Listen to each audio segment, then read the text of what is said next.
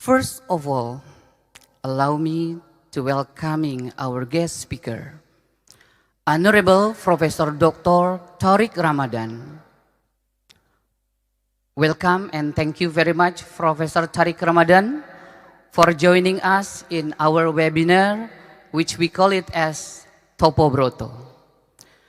Today is the 685th Topo Broto since the beginning of this program in 2020. I hope your participation will be given us more knowledge. Having you, Professor Tariq Ramadan, is something really for all of us. I am Muhammad Nasir, teacher at Madrasah Aliyah Al-Zaitun, Indonesia, and I will be serving you as your moderator today. We will be hearing a presentation from Professor Dr. Tariq Ramadan on the very timely subject, the role of peace and tolerance culture to combat Islamophobia. But before we get started, I wanted to take a few minutes for your time.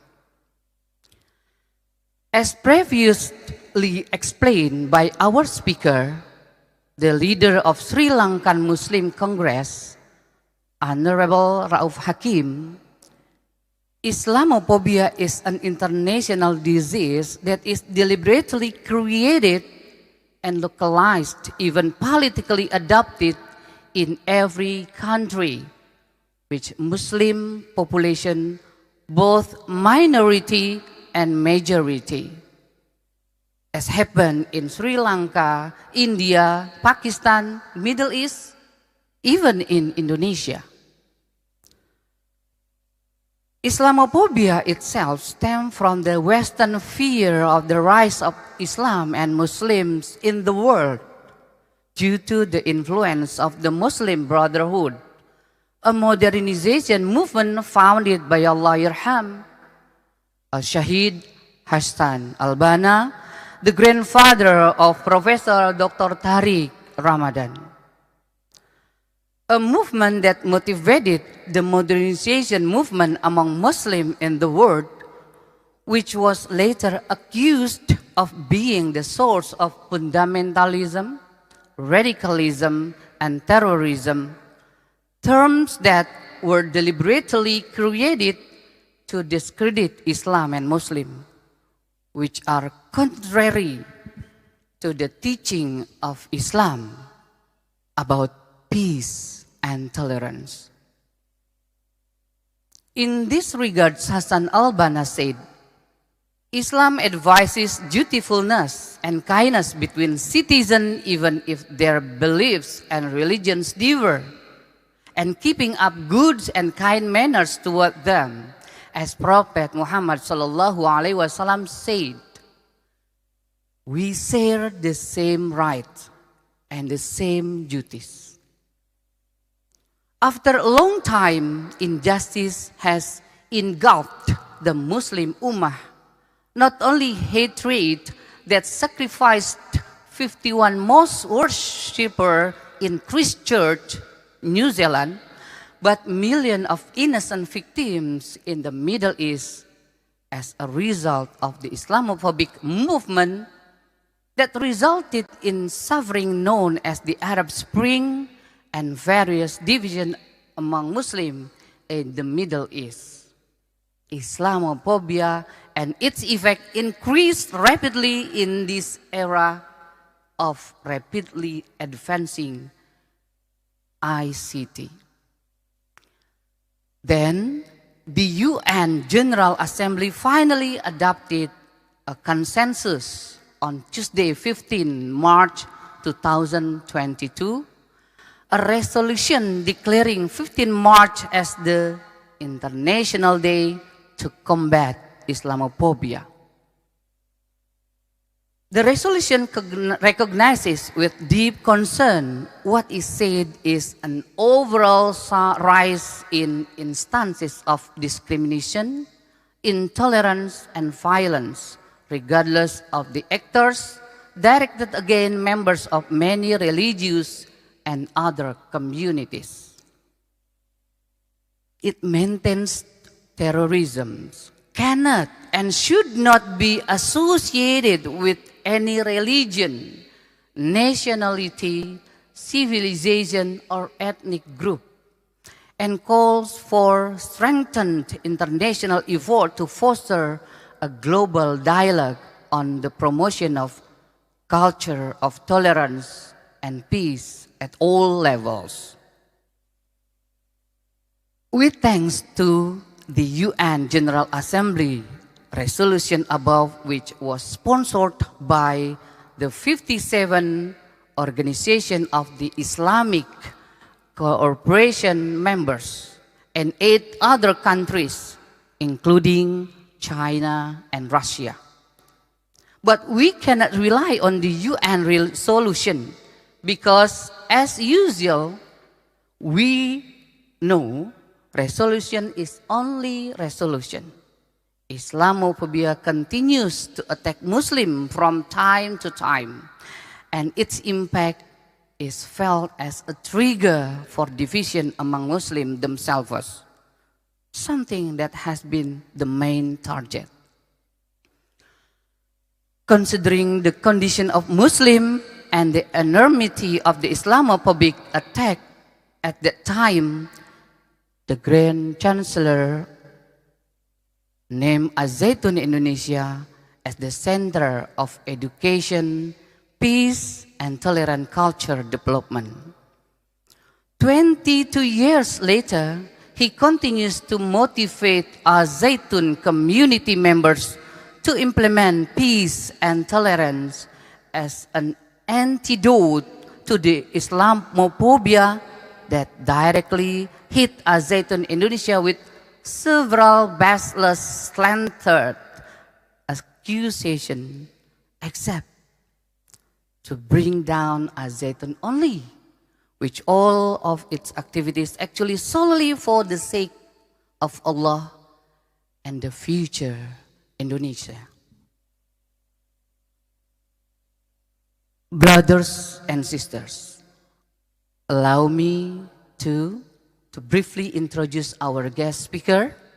Dr. Tariq Ramadan is Professor of Contemporary Islamic Studies at the Oxford University, teaching in the 2 faculties of Oriental Studies and Theology and Religion.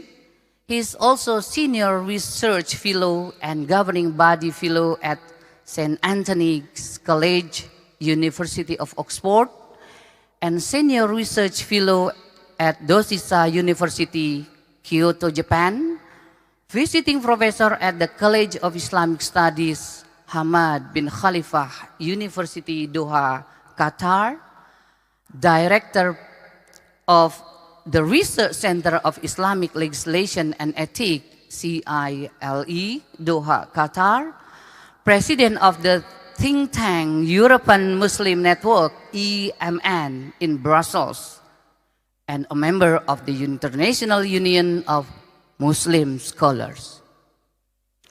He holds an MA in Philosophy and French Literature and PhD in Arabic and Islamic Studies from the University of Geneva. In Cairo, Egypt, he received one-on-one intensive training in classic Islamic scholarship from Al-Azhar University scholars, Ijazat teaching license in 7 disciplines. Through these writings and lectures, Dr. Tariq has contributed to the debate on the issues of Muslim in the West and Islamic revival in the Muslim world. Honorable Professor Dr. Tariq Ramadan, just for your information that we name our weekly webinar as Topo Broto, participated by 1,000 Zoom and 15,000 virtual YouTube. All of our participants are Al-Zaitun Indonesia stakeholders in Indonesia, Malaysia, Singapore, New Zealand, United Kingdom, and all over the world. Finally, once again, thanks and it's time for all of us to listen to the presentation. The floor is yours, Professor.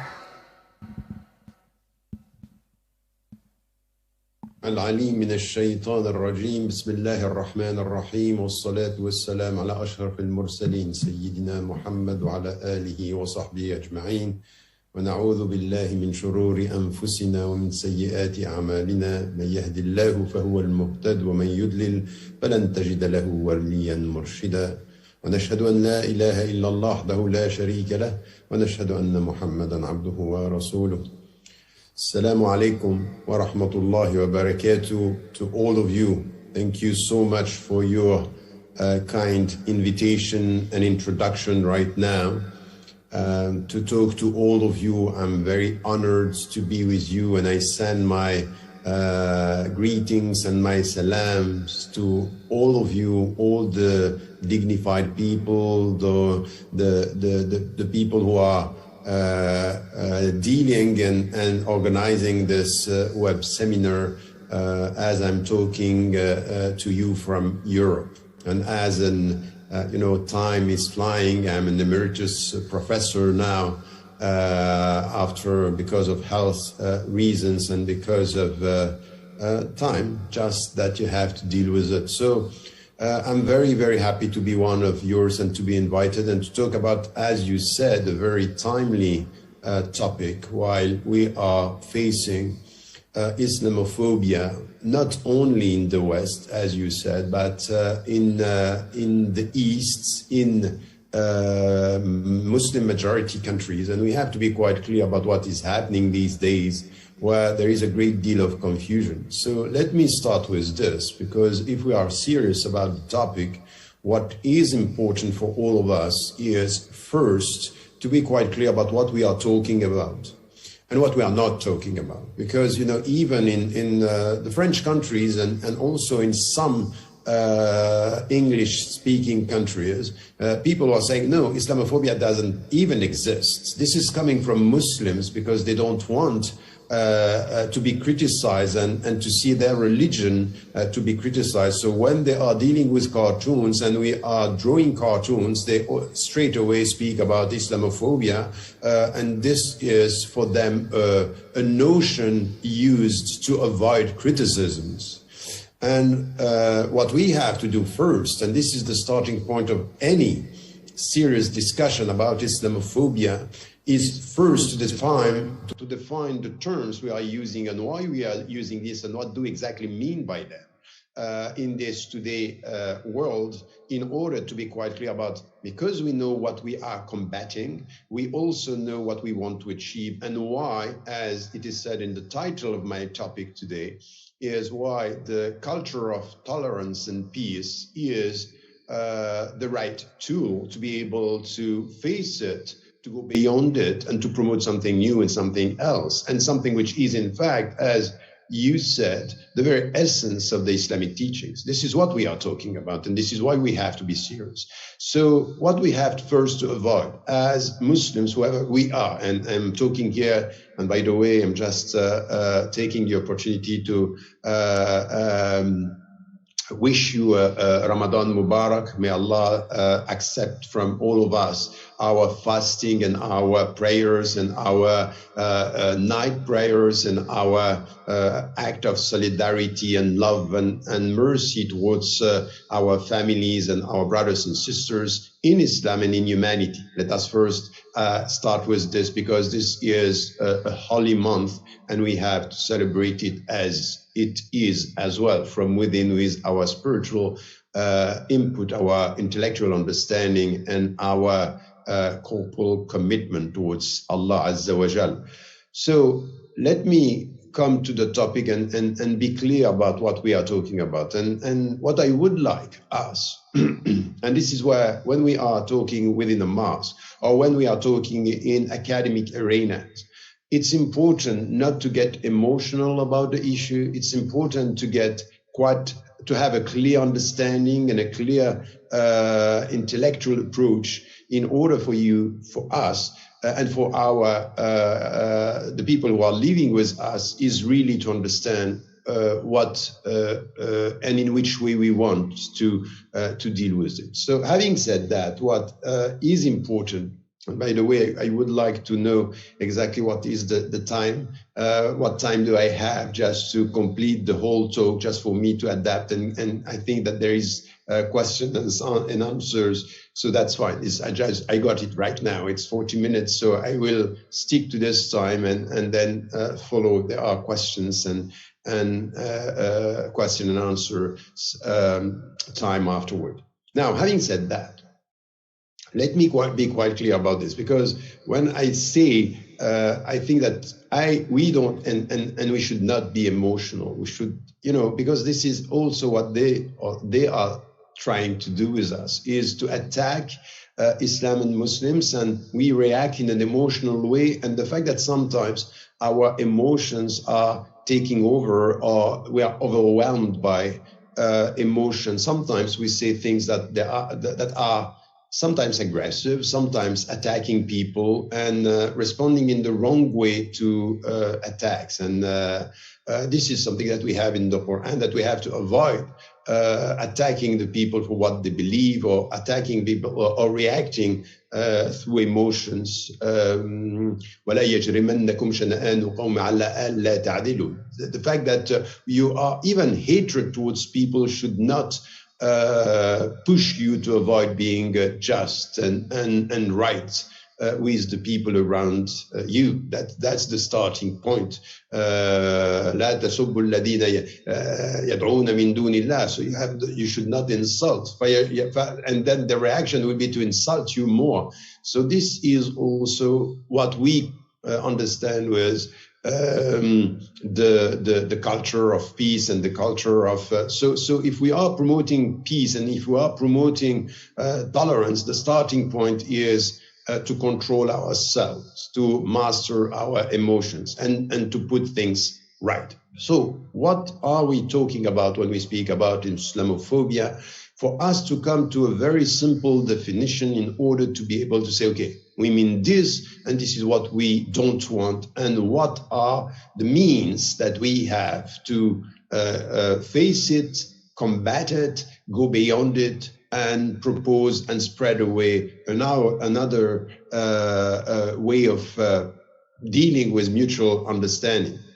So when we are talking about Islamophobia, and once again, you can see that some people are saying, you know what, Islamophobia, by definition, it's being scared of Islam, because phobia, it's about fear. So people are scared, they fear Islam, and because they fear Islam, it's a legitimate notion to use, because yes, if we look at the world today, what we understand is that yes, Islam is, and the great majority of Muslims making the headlines are terrorists, and they are violent. And as was said by Daniel Pipes in the United States of America, who is leading the movement over there, say, you know what, Islam is not terrorists, but the great majority of the terrorists today are Muslims. So it means that we can, and it's legitimate to connect Islam with terrorism. So we have to say it quite clear. And to start with this, because a clear definition in our mind, it's also a clear way for us to deal with the issue. When we speak about Islamophobia, we are not talking here about the fear of Islam. We are talking about a constructed attitude that is not about criticizing Islam because, for example, you don't share some of the Islamic principles. That's fine, you don't, and we are used to this. You don't share, and can be critical by the fact, if you come to me and you tell me, you know what, I don't understand why you Muslims are praying 5 times a day and taking 1 month to fast, and you are criticizing. That's fine, go ahead. We don't care about that. We are used to this, and it started with the Prophet, meaning that we don't have a problem with you criticizing. Even, of course, what we are expecting from anyone is to do it in a respectful way, not to insult us and not to attack us, but we are ready for that. If you come and you say, you know what, Muslims are not behaving the right way. So we are the first to say it. If you come to any, you go to Indonesia, you come to any country around the world, the first to be critical towards Muslims are the Muslims themselves, because they are not happy with the state of affairs. We are not happy with this. So it's not about criticizing Muslim behavior or Islamic principles that people don't share. It's not about this. It's about criticizing, insulting, and promoting a discriminating way of dealing with Muslims by the only fact they are Muslims. It's about targeting people and targeting the people that you are Muslim, and then because you are Muslim, whatever you do, whatever is your status within your society, you are targeted because the very belonging to Islam, this is what we are talking about. So it's known, Judeophobia, it's not a new concept, is as old as we had dealing with, anti-Semitism is the other word. By the way, some are saying anti-Semitism is not the right word. We have to talk about Judeophobia because anti-Semitism means against Semitism, and Arabs are Semites. So I'm not going to deal with terminology here about the right terminology, but at least what we have to say as Muslims is really that what we are dealing with here is when in Muslim majority countries or Muslim minority countries, Muslims are targeted, discriminated, and attacked by the only fact that they are Muslims. It's not about the behavior, it's not about Islamic principles, it's about who they are. So Islamophobia is a new type of racism. This is what we are talking about. This is where we are saying. And racism is known as you are targeted, for example, if you are a black man or a black woman in the United States of America, by the only fact that you are a black man. And it's not about your behavior. It's about the fact that you are targeted for who you are. So regardless of what is your behavior and the principles. And when you are talking about this by saying, okay, does it exist? Do the Muslims deal with discriminatory treatment when it comes to, for example, the media, what is said about Islam? Your introduction was quite clear and explicit about this, that very often because we have some Muslims behaving wrongly or being violent, you associate all the Muslims to, terrorists. So you say, for example, Islamic terrorists. So what does it mean? Do you have a Christian terrorist? Do you have a Jewish terrorist? Do you have a Buddhist terrorist? You don't have this. What we have is some Muslims are going the wrong way. And who is today criticizing them the most? The Muslims themselves. We don't agree, and we say it. We condemn what should be condemned, and we don't agree with what some Muslims are doing around the world. So we find this as the fact that there is, by association, Muslims are perceived or reduced, are understood as a religious community through the prism of what some Muslims are doing and say, okay, this is Islam per se. And in European countries, and you heard about what happened in the United States of America with the Trump Muslim ban, is really to say all these Muslims, migrants coming from some countries are all dangerous. And for example, during the last, and it happened last week with the last French elections, 1 or 2 or 3 of the, running candidates were just saying, no, it's not, we're not talking about Islamism or political Islam. We are talking about Muslim and Islam. Islam per se is contrary to the French Republic. Just look at what it said. Islam per se cannot integrate the country. So what we are saying here is, first, this is when you are Muslim, you are targeted for who you are. The second point is what you just said, which is also essential in your introduction, and I thank you for that. Here's this reduction of all the Muslims who were promoting in their society or respective societies a notion that the kind of the type of non-violent reformist movement, and you talked about the Ikhwan al-Muslimun, the Muslim Brotherhood, we have to be quite clear. You may disagree with them. You may not share their political agenda, but at least you have to be serious and factual about history. You can't just distort history by saying these are all violent people, which is not, they were known as non-violent and they were not. So once again, you disagree politically, just say it and show it and put your argument. But to reduce any political Islam or any understanding that Islam has a social dimension, political dimension, once again, I'm not saying you should agree, but at least you have to be factual. At least you have to be objective. There is something called history, and history is about facts. So deal with the facts and do not transform reality by putting all the people who are dealing with social issues and political issues as violent and reduce everything. You know what? At the end of the day, all these people are promoting the same ideology, which is the ideology of what we have now in Syria or what you had in Iraq, the Islamic State, or the new notion Islamic State is about violence, because this is the new movement considered or studied out of any political and historical context. So this is also something which is, this kind of Islamophobia within academia. Islamophobia within academia is when intellectuals and professors and teachings are confusing the terminology, confusing the movements, confusing the trends, and by saying at the end of the day, all this is political Islam, and political Islam is Islamism, Islamism is terrorism, and all these people. So get this, because this is very serious, is not in the arena of the public sphere where the people are talking. This is what should be the accredited understanding. This is academic understanding, which has a kind of authority.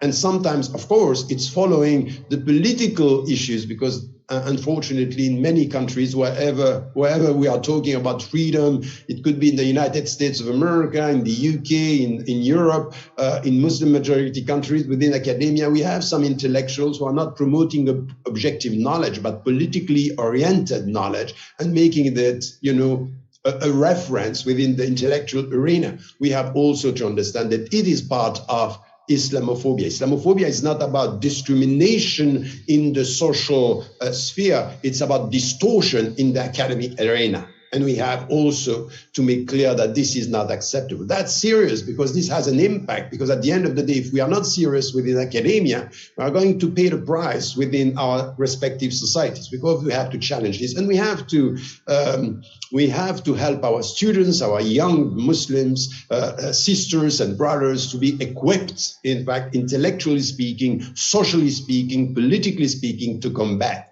Islamophobia. So this is what we are talking about. This is the picture, and you have many levels, and you have to get that. Now, what we should, and when it's, we have to, a second word, a notion in our talk, which is also important to deal with. It's about combat. It's about resisting. It's about not accepting. And this is where you will see that when we understand what we are talking about here, you will see one of the notions that you choose for this talk in your title appearing quite clearly. In fact, what we have to do as Muslims, wherever we are, and this is part of the principles, one of the principles of Islam, one dimension of our way to deal with respect, and one of our principles dealing with communities, pluralism, and living together, and even acting together within our societies with Muslims and people of other faith. Once again, I'm just telling you something that you have to get, which is important in your way you talk about other people. You know what? We as Muslims, and this is between brackets in our talk, we as Muslims, we are not, and we don't like if people are always talking about us as, the non-Christian people, meaning the Muslims or the non-Jewish people. This way of dealing with other countries, other religions, other cultures is wrong. We should avoid in our talks to present or to introduce or to understand the other communities, other cultures, or other religions in a negative way. I'm avoiding. Sometimes it could happen because we are in a hurry in our talks, but I would avoid saying, oh, the non-Muslims. I would say people of other faiths, Christians or Buddhists or Jews or whoever, to avoid, because we don't like it. So don't do to others what you don't like to be done with yourselves. You are not non-Christians. You are not non-Buddhists. You are Muslims, and people have other. So the point here is, you know why? Because discriminations and injustices and disrespects start with words, start with terminology, and this is why the Prophet, peace be upon him, was always with his brothers and sisters in Islam, trying to find the best words, the words the people like. And we have to do the same. We have idfa' billati hiya ahsan, respond with in the best way. The best way is, I call you by the way you call yourselves, not negatively from where I am. You are not a non-Muslim. You are a Christian. You are a Jew. And this is the starting point of a peaceful, environment you are creating. Now, when we are talking, I'll come back to the talk, when we are talking about combating, what is this principle I'm talking about? Wherever you are, as a Muslim woman or as a Muslim man, what you have to do when you see injustice, when you are facing discrimination, when you are facing disrespect, when you are facing racism, you have to resist or to combat this state of affairs in order to promote justice and to promote, balance. وَأَقِيمُوا الصَّلَاةِ means wherever you are, you have to pray, but what you have to do is to promote justice wherever you do. And this is where I was saying that promoting i'dilu, so be just with all the people. This is what we have to do, and we have to establish justice with equity, as it is said in the beginning of Surah Ar-Rahman, as the understanding that we have to promote this. Having said that, now we have to resist injustice. To do what exactly? What do we want to promote? And this is where, in the Western intellectual arenas and media, but also sometimes among Muslims, they don't get the very understanding of what jihad is all about. And jihad, which is something that we need to get. In fact, when you see injustice, what you have to do is to resist. To resist, this movement of resistance, when you see something which is wrong, as racism against Muslims, is to resist something which is wrong to achieve what? To achieve justice and peace. While in the world today, when you speak about jihad, it's as if it's a negative concept, promoting violence. The true meaning of jihad is the way towards peace, is legitimate resistance to the wrong in order to promote peace. Jihad is a double movement. I resist the bad in order to promote peace. In fact, jihad is not the way towards war. It's the way towards peace by resisting the bad, by resisting injustice. This is what we are talking about in our world. So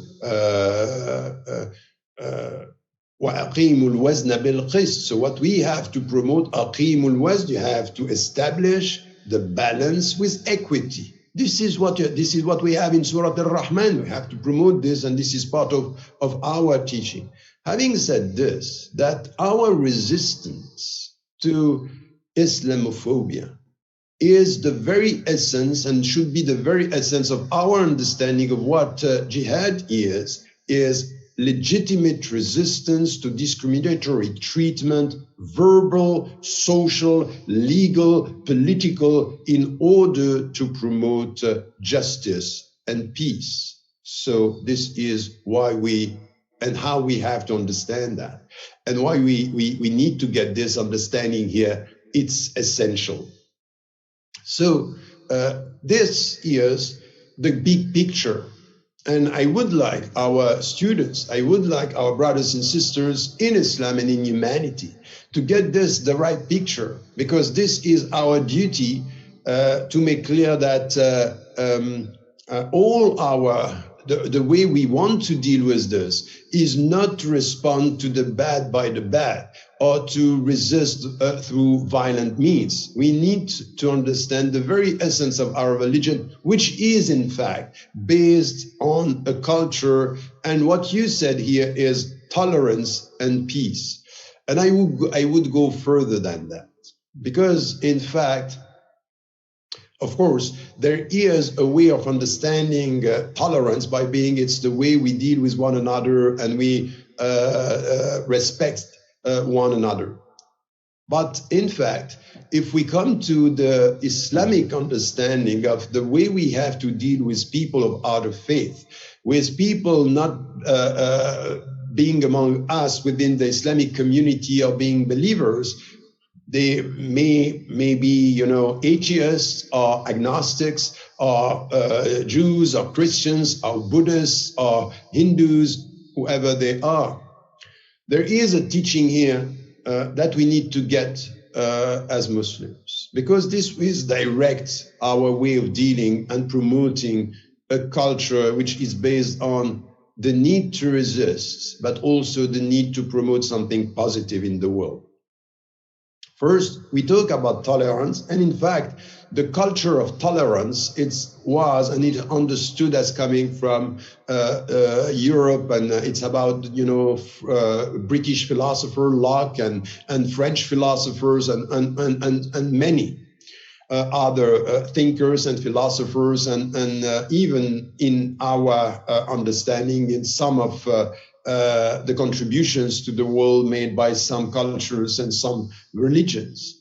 In Islam, in order to get the right understanding of what we have to do, we have to come to our principles. And which culture, meaning culture in the way a set of principles helping us to behave in the world, Islam is providing us with.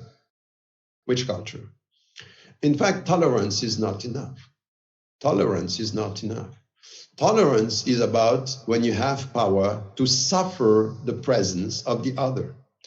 It has to do with the power relationship. I tolerate you. By the way, would you in Indonesia, wherever you are, accept to be only tolerated? No, you want to be respected.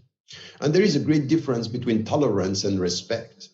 Tolerance is about I suffer your presence even though I may not know you. Respect is I live with you, I deal with you, I respect you out of knowledge, out of understanding. Understanding what the knowledge of the other is helping you to understand. Get this. It helps you to understand that the other is as complex as you are. That in the Islamic world, or the Islamic world meaning in the Muslim societies, Muslim majority societies, or wherever you find Muslims, there are different understandings. There is a diversity. It's as complex as Buddhism and Christianity and whoever. So this acknowledgement that the other is as complex as you are, that you cannot just reduce this, is the starting point of respect. And get this why? Because what you find promoting Islamophobia is as a tool and as a propaganda agenda is about simplifying, reducing, not acknowledging that in Islam you have different trends and there is a diversity. No, is reducing, simplifying, targeting. Reducing, simplifying, and targeting. Our understanding is, and you can do this by just, okay, I suffer your presence. In Islam, in Surah Al-Hujurat, what you have, وَجَعَلْنَاكُمْ شُعُوبًا وَقَبَائِلَ لِتَعَارَفُوا. We made you tribes and nations in order for you to know each other. It's not about tolerance, it's about knowledge, because out of mutual knowledge, there is something which is great, which is something which is positive, which is a culture of respect. the difference between tolerance. Tolerance is I accept your presence, while ignoring you, respect is I value your presence because I know you, because I know who you are. So this notion should be something that we are promoting from within our principles as Muslims. And I want you to understand that by coming back to this, not only we are resisting something which is wrong and a new type of racism towards Muslims, is also being an added value in the discussion, the international discussion about what our world need today. Because yes, it's true that sometimes Islamophobia is coming out of ignorance. So we are promoting knowledge. It's true that sometimes Muslims, Islamophobia, it's coming out of the bad behavior of some of our Muslim brothers and sisters. And this is also to become bad or to be approached through knowledge by understanding. Look, this is what Islam is all about. And these people that you sometimes understand or reduce to Islam or to an Islamic legitimate behavior are not, or they are even criticized by their fellow brothers and sisters. So this understanding of what do we want when we are talking about this, it's please, we have to be very cautious not to just take some accepted notions without understanding what is the added value, our intellectual added value in the discussion, by saying we are promoting a culture of tolerance to go beyond tolerance towards mutual respect based on mutual knowledge, because this is what our religion is calling upon us to do. So we here have to deal with it in this way, because that's important to translate into understandable words and terminology. What is our agenda at the end of the day? What do you want? Because for some, the way you are talking about Islamophobia is just you want to reverse, you want to go through a kind of opposition movement to take over and to have the power. So the way you deal with discriminations is showing that at the end of the day, this is the very evidence and justification and confirmation that what Islam is. You resist Islamophobia because in fact what you want is power, and you don't really like to be a minority or to be a small community. So your mindset is all about confirming what we thought about you as Muslims, and by the way you combat Islamophobia, you confirm what the meaning is. We have to be very cautious with this as well. And three things are important. What I just said. What are the principles you are relying on in order to come with something which is not accepting racism, and what do you want to promote? We have to get a clear understanding of what Islamophobia is and a clear understanding of what our duties are as believers, as people belonging to a religion, being part of a Muslim community and trying to do the best in the world. Al-Amr bil Ma'ruf wa Nahy al Munkar, promoting the good, resisting the bad. This is Kuntum khayra ummatin ukhrijat linnas. You are the best community, and this is a condition. In as much as you are promoting the right, resisting the bad, and you are believers. This is where you become the right community. So we have to do this. Now, what we also have to do in our understanding is avoid victimhood. And victimhood is always to complain. We are the victims of the people who don't like Islam. Stop that. Stop that at the intellectual level. Stop that within your society. Stop that wherever. So this nurturing this victimhood mentality is not helping us.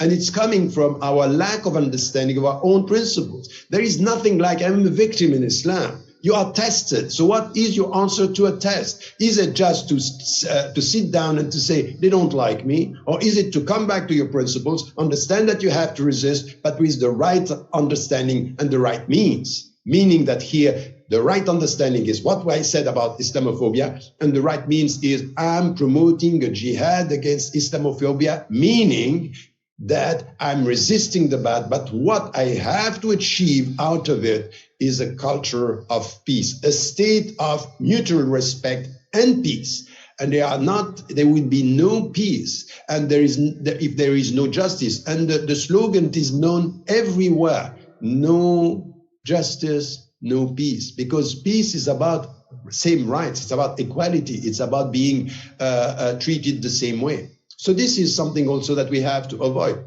Now we also have to get this, which is important. And this is the third point.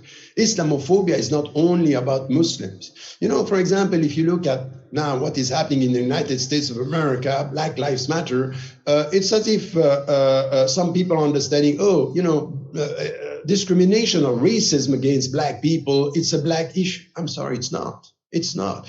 It's our issue. As Asian, wherever you are, when you are talking about racism, is an issue. When you are talking, for example, about women and discriminations against women, is it just a women issue? It's our issue. We should all be involved. So we have to get this as well, that combating or resisting and promoting something beyond Islamophobia is not only Muslims trying to do this. And you spoke about the fact that resolution at the United Nations level are only resolution, and that's true, they are only resolution. But we need to understand as well that we have so many allies, so many partnerships possible, and even we have to think about the people around the world who are understanding this. If you, for example, look at Amnesty International in some of their statements and their reports, so many organizations who are not Muslim organizations, people of other faiths, Christians and even Jews and even, you know, atheists,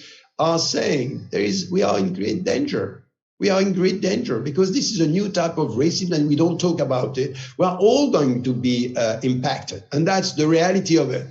Islamophobia is not impacting only Muslims. By targeting Muslims, it's impacting the peaceful living together, behaving and acting together within all the societies. Because if you look at what is happening in India, or for example in China, or even in Europe, you can see that by targeting people, creating an atmosphere of fear and insecurity, at the end, it comes back to all the citizens. You need to get your allies. You need to get the people who are not sharing your Muslim and Islamic references, but they share with you the call for justice. They love justice and they are ready to fight with you. So don't make it Muslims victimizing themselves and trying to do it only themselves against the big picture. It's not. We have so many brothers and sisters in humanity. Al-Ukhuwa, Al-Insaniya, this is essential. So we have to promote this. So if we are talking about the culture of peace and the culture of tolerance and respect, we should get it from the very beginning. A culture of peace and tolerance means we are not the only one promoting justice. So we need to find who with us is going to do this. And by saying this at the same time, and this is part of the third point that I'm making here, highlighting in my talk, is also to say, look, that's fine. You are promoting racism. You are promoting resistance to racism, and you don't accept this against Muslims. What is your take on other racisms? So that's also something which is important. We should not only be involved when it comes to us. So, oh, I'm a Muslim, I'm targeting, this is Islamophobia, so I'm going to resist.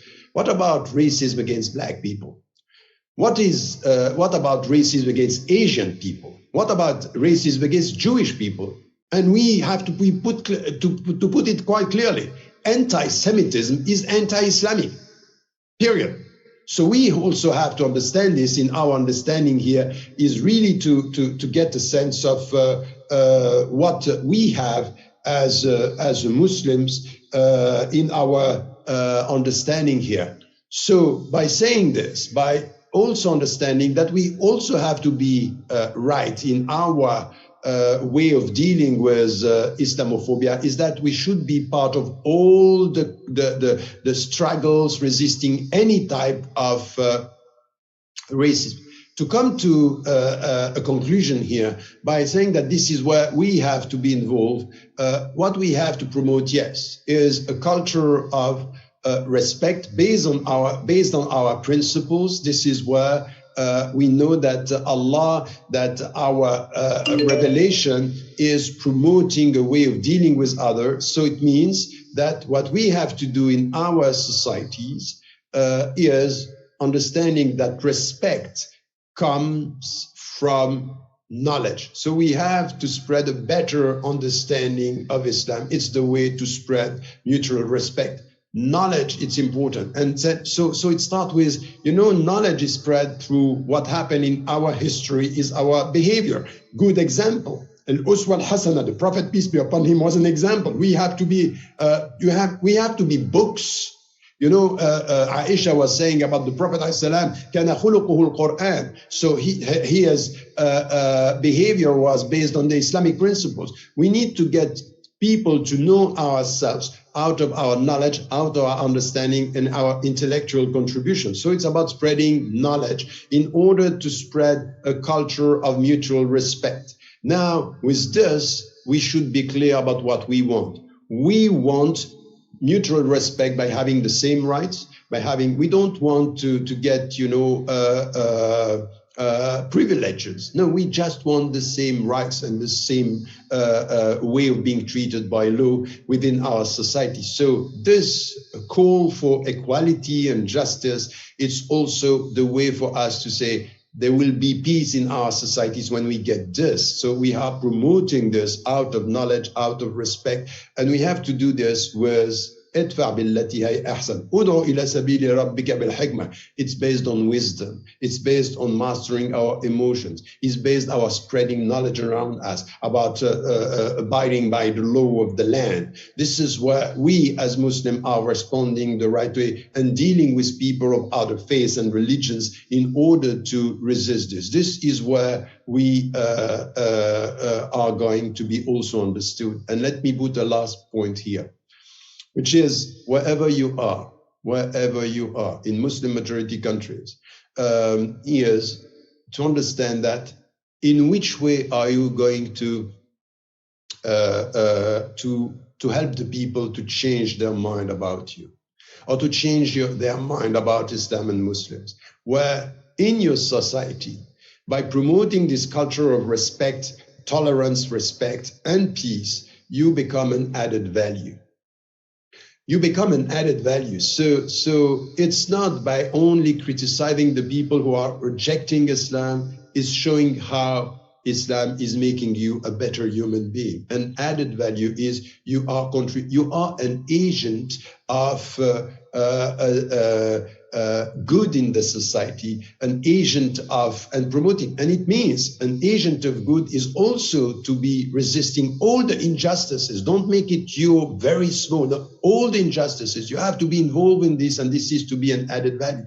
And let me finish with what I called a few years ago the Zinedine Zidane syndrome. Even in Indonesia, I'm sure you like soccer, isn't it? Yeah. You like soccer and you know about soccer and you know about Zidane. So you know what? Zidane, he is coming from Algeria, and he was perceived as an Arab and a Muslim at the same time. When did this stop looking at him as a foreigner? The very moment he wrote and he was an added value in the French team, they forgot about his religion and even the fact that he was coming from Algeria. Because when you are added to the your very society, you are one of us. And when you are one of us, is what I call the Zinedine Zidane syndrome. Remember this: if you are positive, contributing, the people will see you in another way. And it's the best way to change this propaganda and to resist this propaganda, making Islam a danger, while we Muslims should show that we are not a danger, we are a gift. Wallahu a'lam wa a'la wa ahkam. Thank you so much for your attention. Thank you very much, Paul Professor. It is a wonderful presentation from you, and I think all audience here are interested to ask some questions because it is very clear definition until conclusion that you had already presented. Okay, I open the time for question and answer. Please, the audience from this Masjid Rahmatan Lil Alamin. Okay, yeah, please.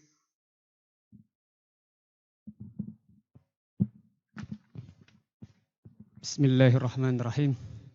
Assalamualaikum warahmatullahi wabarakatuh. Merdeka. Thank you, Waalaikumsalam. Mr. Tariq Ramadan. My name is Eji Anugrah Ramadan. Ramadan Mubarak. Lana walakum. Ameen. I believe in this topic that aside you are has deep thought, and I think you are also very experienced on this topic.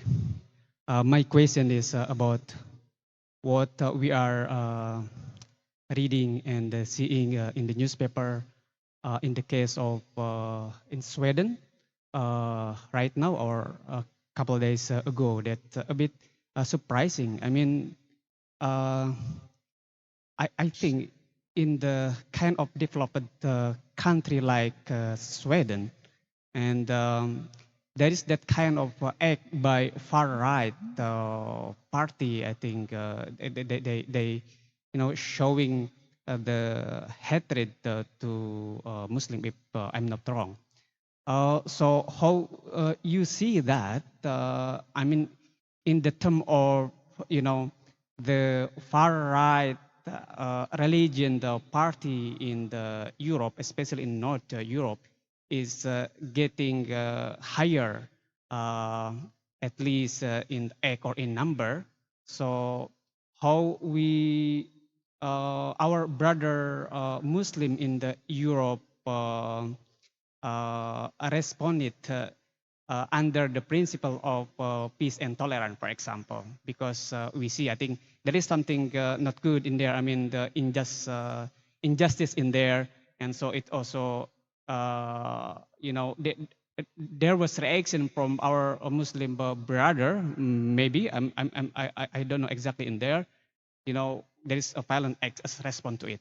That's my first question. And my second question is, your statement is shown that very active in terms of promoting the peace and tolerance. Even I heard that you said combating or something like that. Whether is it the best way, at least in your thought or what you are reflect in the Europe, for example, because we want to learn about it, because maybe it will be different way here in Indonesia. That's my two questions. Thank you very much. MashaAllah, thank you so much. These are great questions, and I think it's really, really deep questions and important questions that you are putting here. When it comes to what is happening today in Europe, and you were talking about Sweden and new trends that you have, just you need to get that the far right parties and the far right movements, this is a transnational Western reality. It's not only in Sweden. We are running the French election. The second one that is running in second place today is Marine Le Pen. But Marine Le Pen was not the only one. You can see that even, with the current president in France, they closed more than 400 organizations and mosques in the name of separatism. And you know that separatism is coming from the Chinese propaganda about the Uyghur by saying they are separatists. So they are using exactly the same terms. So in Europe, this is what you have in so many countries. You have a far-right movement with many dimensions, spreading over Europe. But not only. I, for example, for years thought that this was not going to reach the United States of America. And you know how it happened with Trump and all his propaganda about Muslims and about the fact that Islam per se is dangerous. So we know this. We know it's happening. So there is something which is dangerous here, and that we have to be very clear. in our way of understanding our current societies. When you don't have a political agenda to propose, just find the right enemy.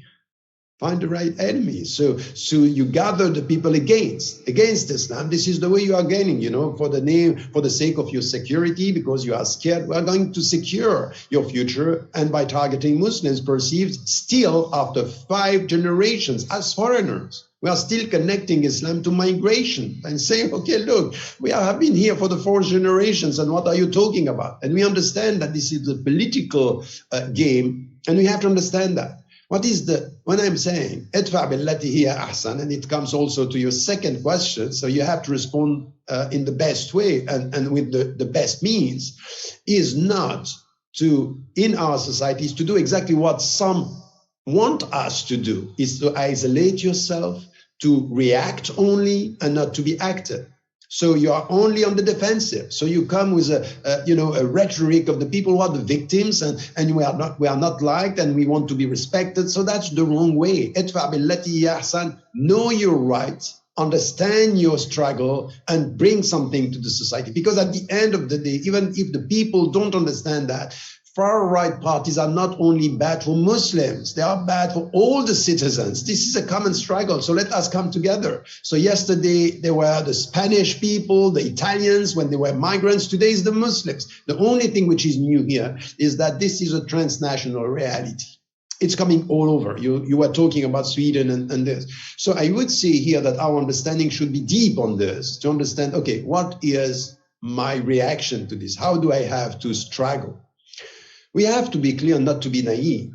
It's a struggle, and it means that it takes effort, first understanding, efforts, and sacrifices, because you are paying the price. I myself, I being, a controversial figure that is very, he's the grandson of Hassan al-Banna, this is dangerous. Every time, wherever you go, you are targeted, not because of what you say. And if you say something good, say, oh, double talk. He's thinking something else, because this is exactly the very teaching of Islam. He says something good to the people who are not sharing your religion, and you have something else in his mind. This double talk that you have, taqiyya, as they are saying, this was spread by all the enemies of even the Muslim present.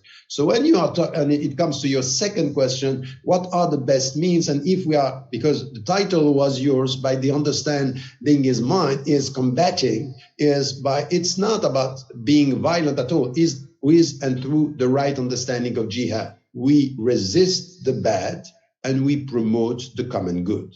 That's what I'm saying. And by doing this, the common good is about, okay, if there is discrimination, we have to struggle in the legal field for our rights. And our rights mean, if I'm discriminated and there is a legal system, I have to resist through the legal system by saying, you don't talk to me about me like this. This is racism, and you have to pay the price. So we have to be promoting this. So this is the legal point. But there is something else, which is the positive presence. And the positive presence, wherever you are, at the local level, at the regional level, at the national level, show that your presence is an added value within the society. By your intellectual contribution, your cultural contribution, your solidarity work. This is the right answer. Is not to promote the victim mentality, is to promote the active, proactive presence. This is what Islam is all about. And to show that at the end of the day, look, they are telling you that Islam is the danger. We are showing you that Islam is the gift. That's, I think, it's what I was trying to say. Wallahu a'lam. So inspiring. Thank you very much. Thank you very much. And then now from the participant from Zoom meeting, from United Kingdom, Ahmad Prawiro Tama.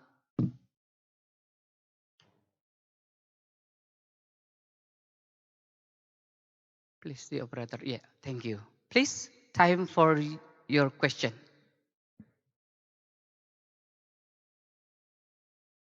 Your mic.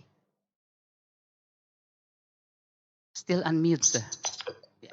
Okay, I got it. I unmute already there. Yeah. Right, Bismillahirrahmanirrahim. Assalamualaikum warahmatullahi wabarakatuh. Thank you, Mr. Moderator, for the time. And Mr. Ramadan, my name is Ahmad. I'm from Indonesia. but currently I live in the United Kingdom. And it is, I'm so really grateful to be able to be here to join this conference and this seminar. And it is an honor for me to be able to interact with you as well. And I just noted from your presentation that, and I have learned something new here today, that you mentioned that Islamophobia is not a discrimination about social aspect, but rather it is a constructed attitude and a tool of propaganda in promoting discrimination toward Muslim. It is about who you are.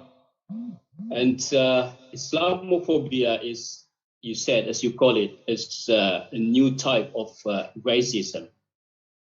So I just have one simple question here, just probably this is a basic question.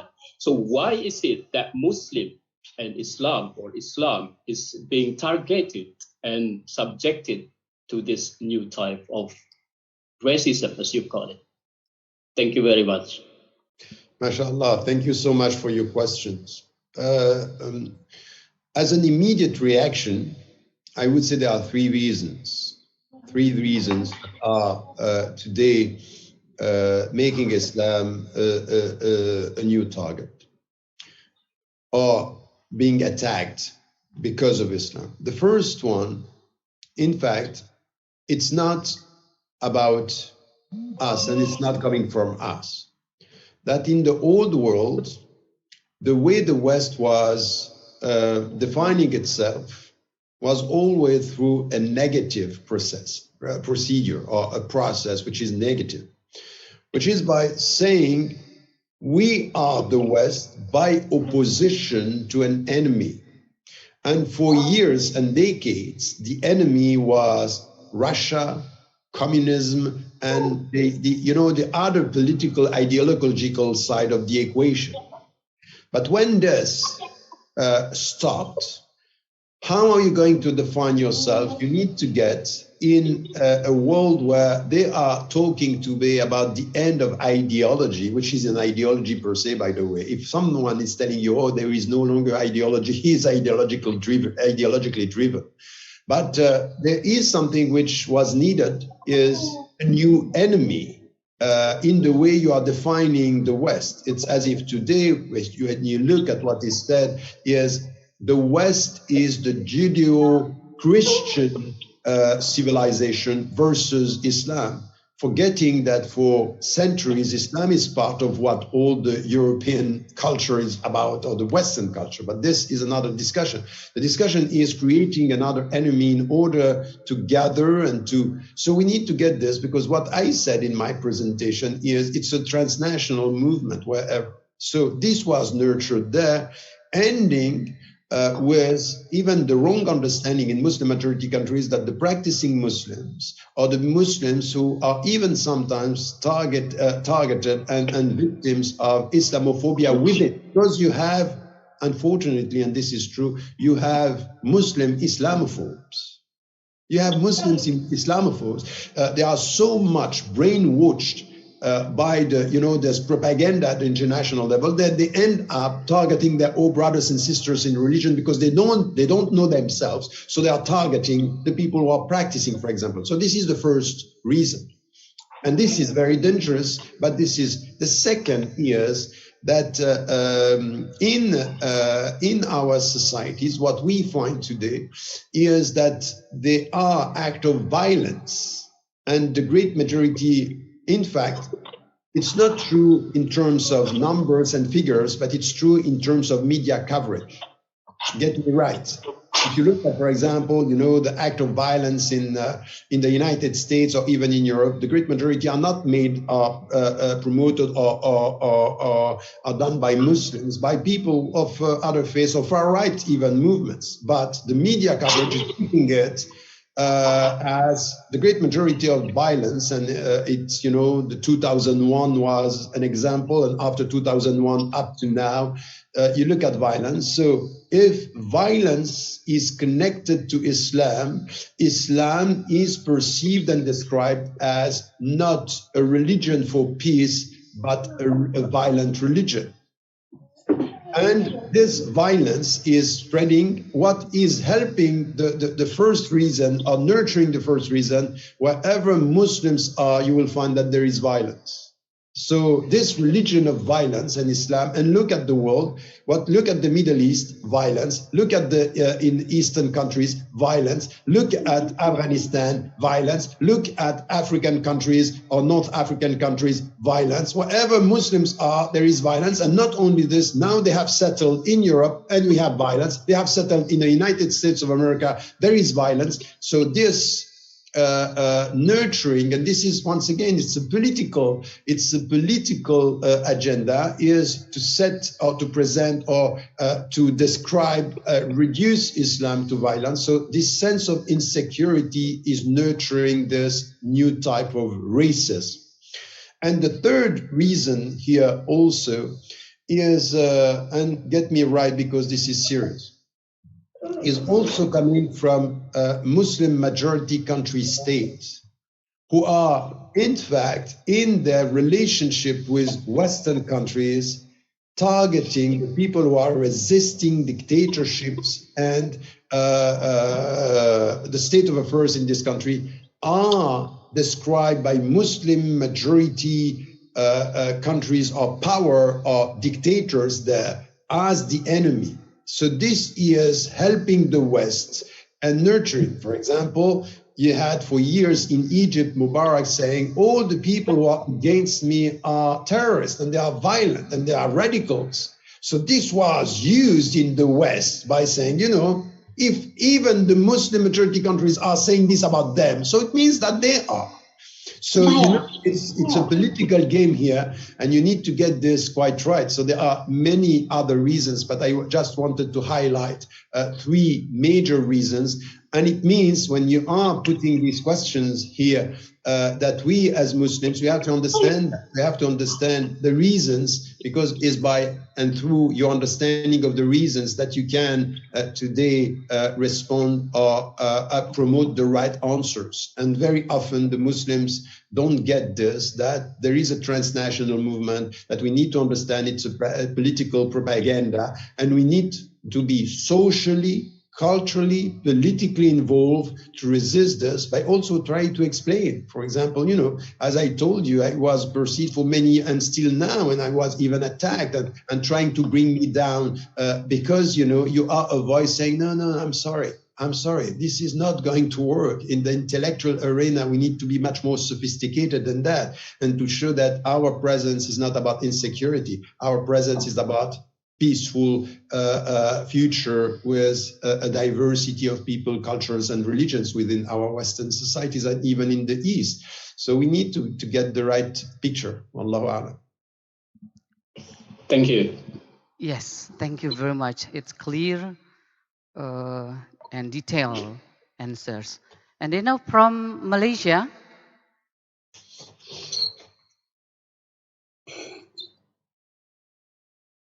Yeah, please, Mr. Mafilindo. Bismillahirrahmanirrahim. Assalamualaikum warahmatullahi wabarakatuh. Merdeka. Waalaikumsalam. Everyone, and Ramadan al-Karim to you, Professor Ramadan. You too. You too. Yeah, I find your presentation very fascinating, especially you really to all of us to how to respond the best way towards Islamophobia, and how we will try to resist from having this victim mentality, and let our emotion to be bullied by those that have something against Islam. And as I also agree about Itfaq Bil Ya'san, the best way to respond, and how we want to promote jihad, the right meaning of jihad. as a way to promote peace, and the seriousness in promoting peace. And I'd just like to highlight this thing in the present world. We can see the percentage of, let's say, terrorism and radicalism committed by Muslims against the percentage of Muslims in the whole world that are very tolerant, excel in various fields. So it's very overwhelming different about the percentage of what being committed negatively and what has been achieved positively.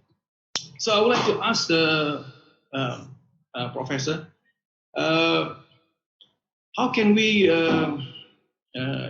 promote Fasatul Khairat, meaning how we compete to contribute towards the common goodness, common well-being, rahmatan lil alamin. How can we contribute? How can we increase? How can we highlight the excellence that's Muslims, individuals, education institutions, organizations, even Muslim nations? Do we highlight their contribution so that the non-Muslims, even Muslims, and as you know that the non-Muslims, they will not disease whatever they believe unless they are clear proof. So how can we promote this movement to highlight the contributions of Muslims as a whole, so that that's the best way to respond, as you say. In fact, yes. Thank you, Professor. Thank you. Thank you so much, brother, and my greetings and salams to you, and Ramadan Mubarak to you and all the families and the people in Malaysia as well. Alhamdulillah, mashallah. Your question is important as well, because at the end of the day, the starting point of our understanding of the whole issue is also to start by asking ourselves. So yeah, that's fine. We got the picture now. What do we have to do? In which way we have to respond to this phenomenon in our society? And this is something that it's coming out of our Islamic teachings. First, you set the state of affairs. You understand, the Prophet, peace be upon him, when he arrived in Medina, he got the state of affairs, and he started straight away by al-ikha, brotherhood between the people, and then the economic rules and the financial rules in the market in Medina. And he started transforming by understanding the state of affairs. Unfortunately, very often we don't do this. We go with our open heart and we want to pass through emotion and not always deep understanding. We try to reform the scene by not through our emotional take and not understanding it in our rational or a wise way of dealing with it. When it comes to us today, and we have to understand something, and you said it, and I think it's important. In our way to educate ourselves, we should now stop with nurturing the people, the victim mentality with our brothers and sisters. The victim mentality is based, the people don't like you. The people are rejecting you. Now we have to understand that the starting point of everything is self-respect and confidence. Self-respect. How do you get this? I'm a Muslim. I'm a Muslim. I'm a Muslim and I'm proud of being Muslim. How do you educate or transmit this sense of pride? How? How do you do this? First, by coming back to our principles. And this is something which is a long process. And I can tell you that in many, many, many countries around the world, it's happening. Yes, it's not yet visible, but it's going, inshallah. But we have to add and add and add much more energy in educating our brothers and sisters and our sisters, wherever they are saying, or they are telling, or they are reducing Muslim women to, you are discriminated, you are obliged to wear the headscarf and so on and so forth. You have to educate, and we have to educate our sisters and our brothers in getting this self-respect, the dignified education means know your principles, know your way, and know them with a critical mind. Don't be a Muslim repeating principles and repeating things. You need to get a critical mind. You need to teach Islam out of understanding, not imitation.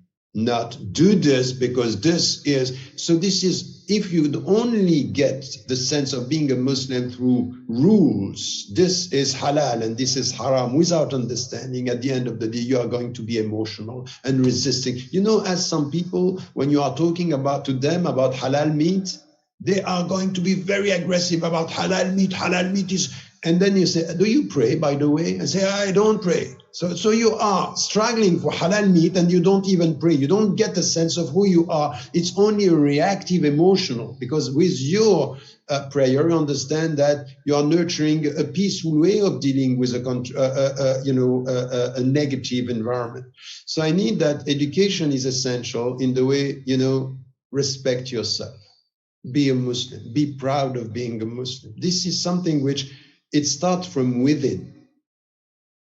إِنَّ اللَّهَ لَا يُغَيِّرُ مَا بِقَوْمٍ حَتَّى يُغَيِّرُوا مَا بِأَنفُسِهِمْ. This self-respect is going to, I have three T that you have to rely on. The first is the understanding of Tawheed. Rely on God. أَتَوَكَّلُ عَلَى اللَّهِ. It means Allah is a Tawheed. لَا إِلَهَ إِلَّا هُ. The second that you have to nurture to get the self-confidence is taqwa. Reverential consciousness. Reverential consciousness has nothing to do with fear. Very often we translate taqwa as being scared or fear of God. No, it's reverential consciousness, that you, out of this reverential, you love him, you rely on him, and you are having him or being with him wherever you are, which is the meaning of it, ihsan. And then the third T is tawakkul ala Allah, is rely on him. Trust God. Trust God. He wants the best for you. So get this confidence. This is one, because what I see with many brothers and sisters combating Islamophobia is very, very often not getting this sense of self-respect. They are much more against the others than they are for who they are. And that's the wrong picture. Be consistent with who you are before getting against the others. This is one. The second is, as you said, I think this education is and should be with this self-confidence. Be proud of who you are, and wherever you are, in the West, in Muslim majority countries, and then you have to be an added value. So be an agent of peace. Why? Because many people understood Islam not out of books, but out of the good behavior of Muslims, merchants, workers, people who are living. So you have to be a living example of what Islam, and this is going to change. And once again, we are going through very difficult times, and it's going to take time to change mentality. But you have to, you need to know that with time and with your presence, the people are going to get a better understanding of Islam, because they are, dealing with Muslims and dealing with you on a daily basis. And this is where, instead of, because you are practicing Muslims, you end up judging all the people who are not praying in a bad way. This is not going to help. But out of your way of praying or way of fasting, you should be this good example within the society. And to tell you the truth, you know why today they are putting so much pressure on, discriminating the Muslims and making it a danger? Because contrary to what we think, the Muslim presence in the West is succeeding. It's not because we are failing, it's succeeding. Yes, we have many problems, but we are succeeding by being good citizens, by showing that out of our presence we can be. So the people are going, oh, this is the great replacement, that these Muslims are going to take over because there are so many out of the figures now, the Muslims.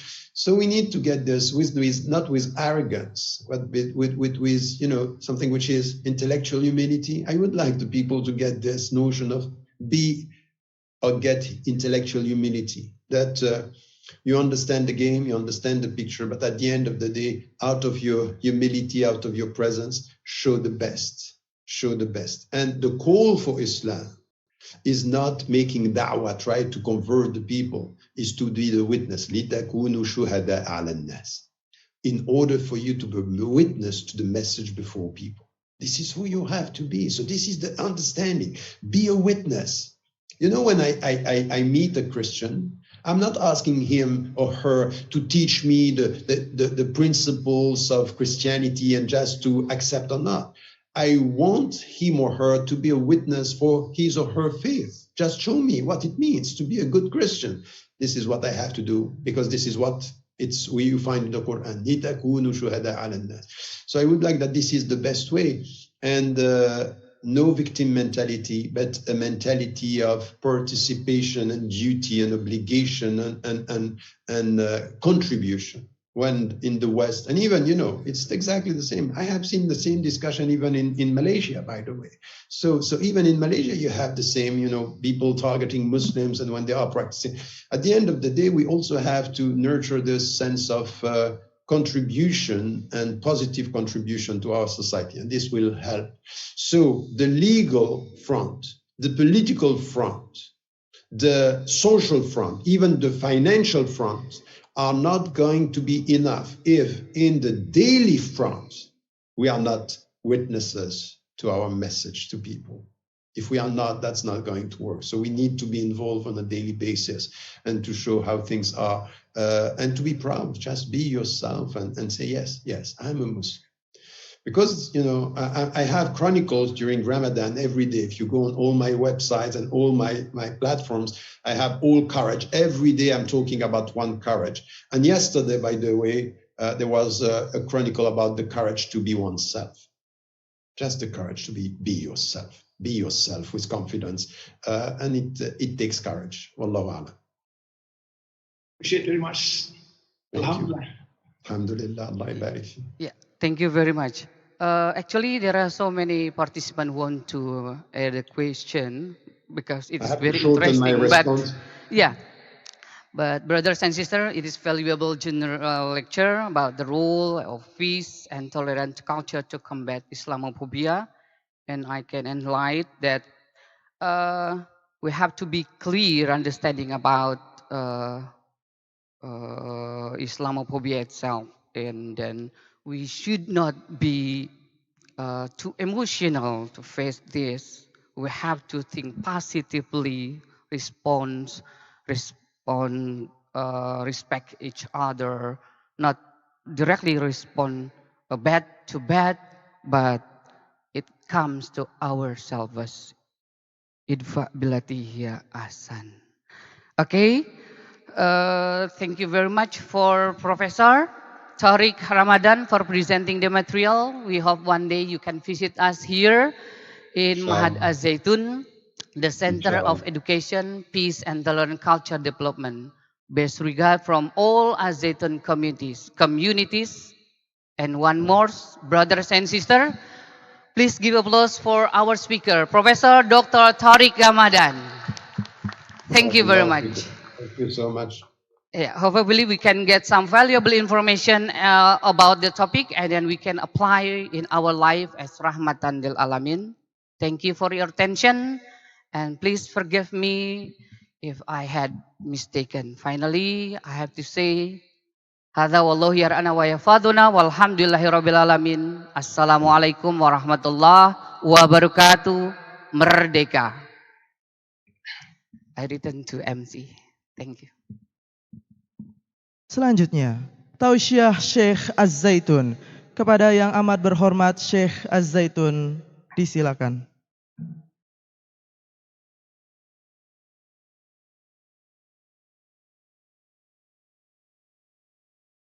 Assalamualaikum warahmatullahi wabarakatuh. Alhamdulillah. Asyhadu an la ilaha illallah wa asyhadu anna Muhammadan abduhu wa rasuluh. Amma ba'du. Saudara-saudara, alhamdulillah. Kita telah mengikuti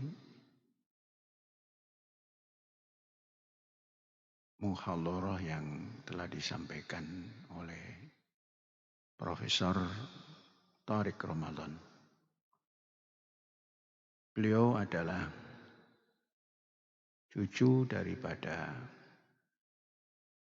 Al-Allamah Hasan Al-Banna, tokoh daripada Ikhwanul Muslimin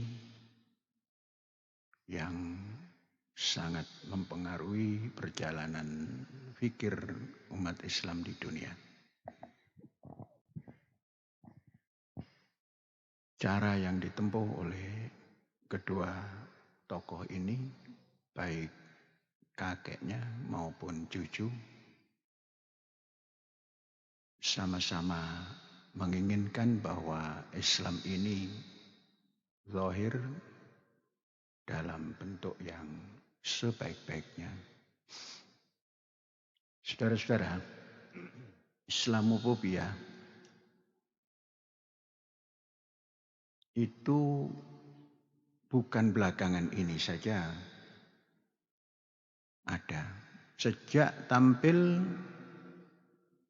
Kanjeng Nabi, itu Islamofobia sudah ada. Jadi jangan sampai kita ini terpengaruh dengan bahasa Islamofobia seakan-akan baru hari ini. Jauh.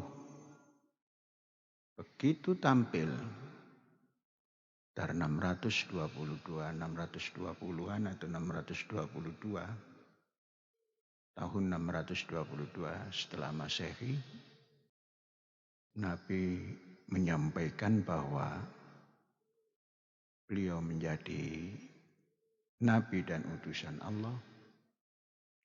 Semua orang mengatakan innaka lamajnun. Jadi apa yang dibawa oleh risalah Muhammad ini yang intinya adalah ajaran ilahi yang menyatukan daripada perjalanan Ibrahim, Musa, Daud, Sulaiman, Isa alaihissalam sampai kepada junjungan Nabi besar Muhammad sallallahu alaihi wasallam. Begitu ditampilkan menjadi sesuatu yang aneh, kemudian membencinya. Ini sebuah gerakan yang abadi. Islamofobia itu gerakan yang abadi, tidak akan ada bentiknya. Jadi jangan cemas, la takhaf wa la tahzan, karena itu tidak akan berhenti. Maka dalam perjalanannya kita ini punya bekal. Bekal tentunya al-huda wa dinul haqqi. Itulah jihad. Jihadun nafas. Jihad al-akbar. Yakni kullu fardin minal muslim li ayyujahida nafsahu bi ta'allumil huda wa dinil haqqi. Tiap individu muslim harus berusaha tampil untuk mendapatkan, mendalami huda. Huda itu adalah hadiyatullah. Hadiyatullah itu adalah ajarannya. Ini harus dipelajari sedalam-dalamnya. Dan juga dinul haqqi. Ini dipelajari sebenar-benarnya. Inilah yang menjadi tameng daripada gerakan Islamofobia atau unsur Islamofobia itu.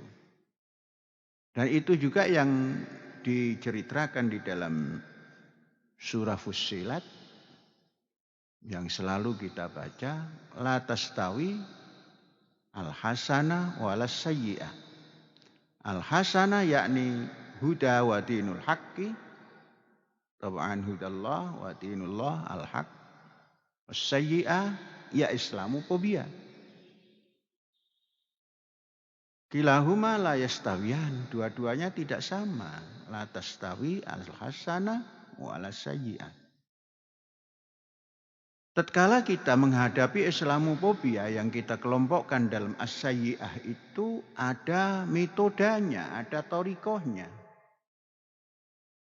Tariqahnya yang terbaik. Kalau Islamofobia dihadapi dengan kejengkelan, maka tidak ketemu akhir, kita tidak ketemu ujung. Yang bisa menghadapi ini adalah orang yang memiliki as-sabr. Sabar itu dilukiskan as-sabru kas-sabiri. Murun fi madzaqatihi. Lakin awaqibuhu ahla minal asali.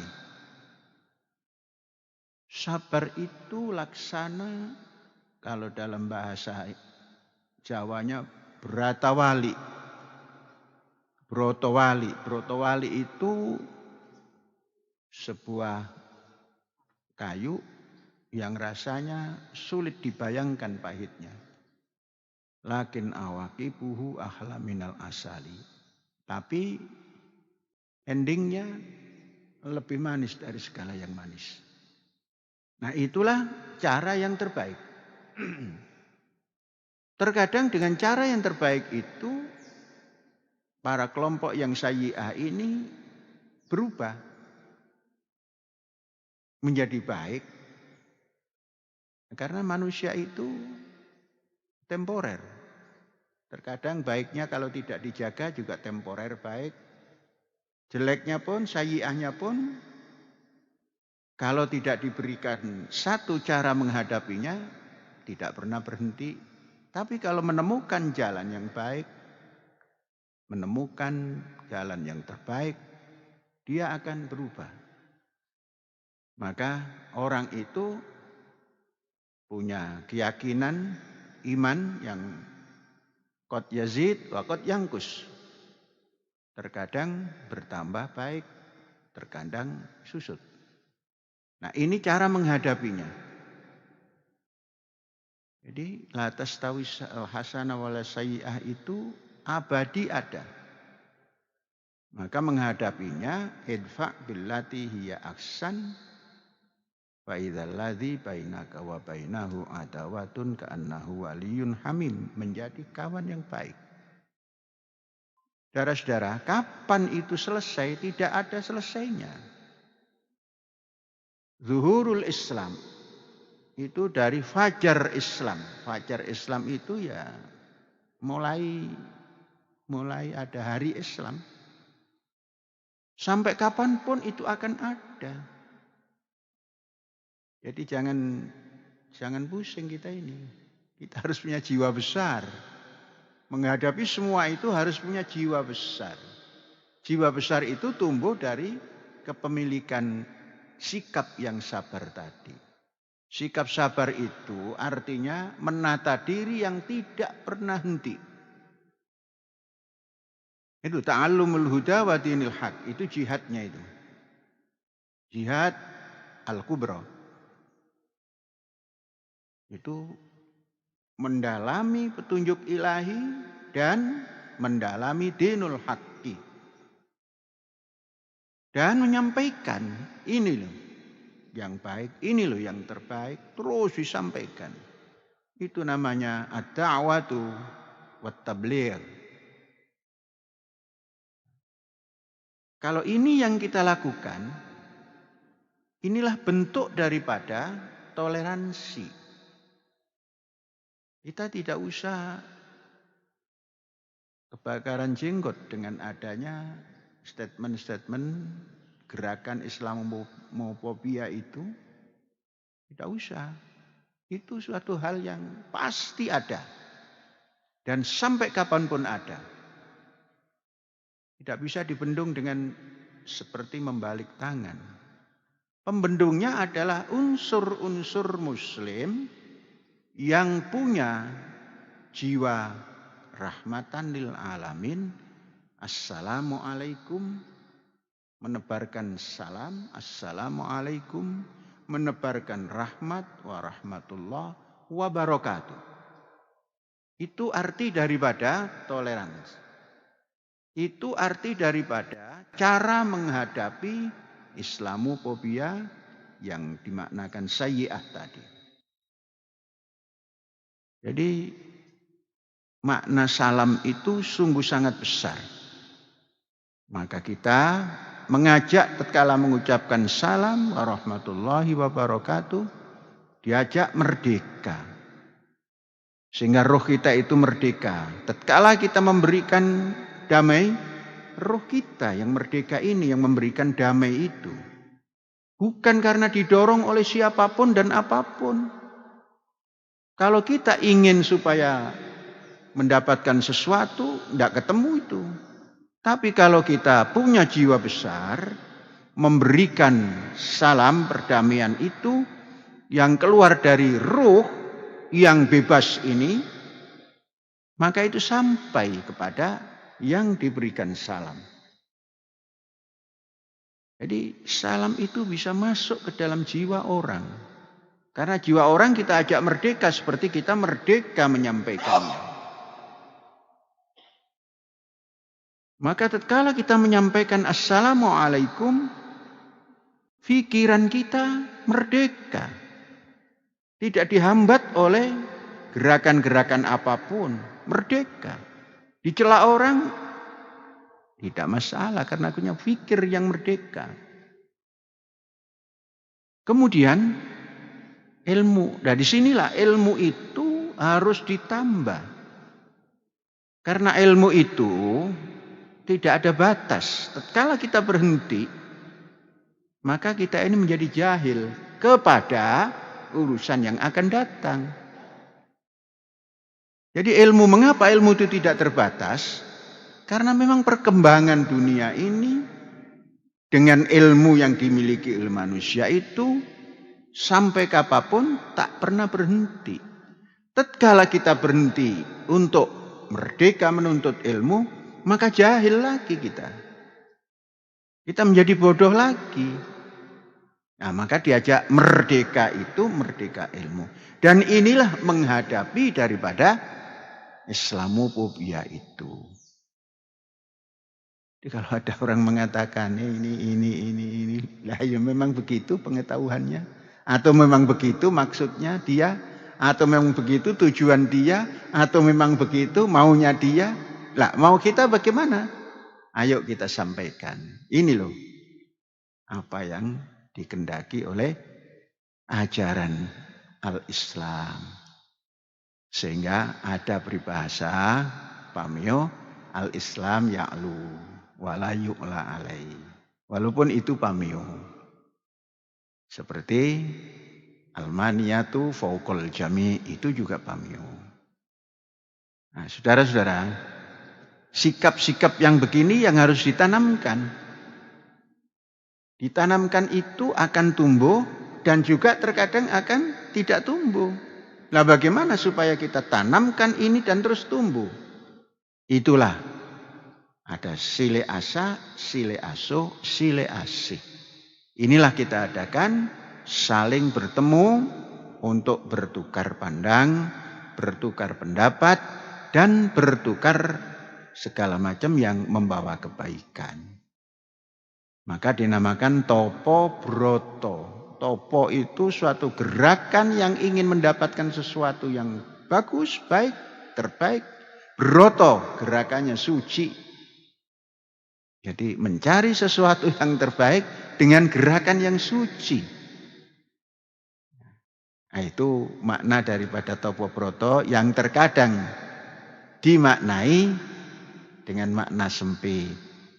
Ya, yang sempit boleh, tapi harus ada yang luas juga. Seperti puasa topo broto gitu kan. Ya itu hikmahnya banyak. Tatkala Ramadan kita puasa, ya nggak pakai ribut-ribut, nggak pakai ngitung-ngitung lagi ya. Diumumkan ya jalan gitu. Nggak pakai mengejar-ngejar cari makanan untuk persediaan. Memang sesuap dua suap sudah cukup. Nah itu makna daripada gerakan untuk mencapai sesuatu yang terbaik dengan cara yang suci. Namanya topo broto. Ini mengasah. Maka saudara-saudara, Ini untuk mencapai apa itu namanya? Insan kamil. Kalau orang Yunani dulu mengatakan katos, kagalos, itu insan kamil. Nah, mengapa insan? Insan kamil itu ya muslim itu. Tapi kita tidak mengatakan muslim, tapi insan kamil. Kalos, kagatos. Insan kamil itu ada 3 cirinya itu. Punya bobot. Punya bobot. Bobot itu apa? Yaitu tadi punya. Apa namanya? Ta'allumul huda wa dinul haqqinya benar. Bobot. Jadi bobot ini diperlukan. Bobot keilmuan, bobot ekonomi, bobot budaya, bobot politik, semuanya bobot. Menuju manusia sempurna, insan kamil, kalos kagatos. Terus ada lagi. Apa? Bobot, bibit dulu, bibit. Bibit dulu, bibit, bobot, bebet. Nah, tadi sudah yang keduanya sudah. Bibit. Bibit itu artinya mempersiapkan orang per orang. Orang per orang ini adalah kader. Kader yang dimiliki kita ini menjadi kader yang punya bobot, punya ilmu, punya kegiatan budaya, ya, macam-macam yang cukup berbobot, bobot. Yang terakhirnya bebet. Bebet itu ada nilainya. Jadi kalau orang yang sudah diciptakan, dididik dengan baik di awal, yakni bibitnya tadi, kemudian berbobot, dia punya bebet. Bebet itu artinya ya punya kekayaan, ya punya kesehatan yang paripurna, ya punya. Kalau sudah sehat biasanya parasnya juga cemerlang gitu. Itu bebet. Jadi ini kalos kagatos itu begitu. Masuklah kepada wa ma yulaqaha illal ladzina sabaru wa ma yulaqaha illa dzu hadzin azim. Nah, saudara-saudara, itu kalau ingin menghadapi Islamofobia, jadilah orang yang menjadi kalos kagatos, insan kamil. Itulah nanti yang menjadi rawe-rawe rantas, malang-malang putung, setan oyatuyan, demit orang dulit. Nah, gitu itu. Jadi mau diomongin apakah Islam nggak akan hilang. Islam itu nggak akan hilang. Mau dibenci bagaimanapun nggak akan hilang. Dan ini Islamofobia itu walaupun PBB membuat satu ketetapan harus memerangi Islamofobia, ini juga nggak akan selesai. Karena apa? Manusia itu pikirannya macam-macam.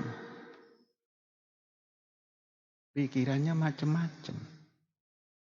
Tidak ada pikiran manusia yang satu, itu tidak ada. Nah, saudara-saudara, dengan menyikapi semua itu seperti ajaran ilahi yang seperti ini, maka terjadilah sikap yang assalam, rahmah, dan barokah tadi. Dan itu simbol kita.